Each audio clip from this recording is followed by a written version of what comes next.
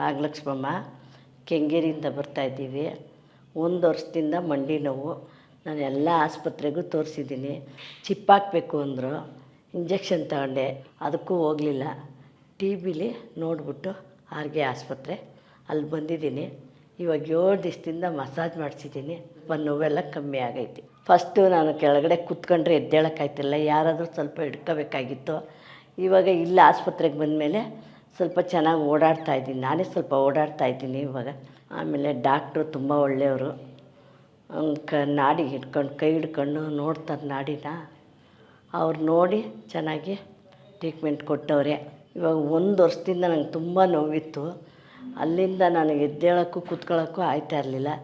ಇವಾಗ ಆರ್ಗೆ ಆಸ್ಪತ್ರೆಗೆ ಬಂದಮೇಲೆ ನನಗೆ ನೋವೆಲ್ಲ ಕಮ್ಮಿ ಆಗೈತೆ. ಡಾಕ್ಟ್ರಿಗೆ ಧನ್ಯವಾದ, ನಮಸ್ಕಾರಗಳು.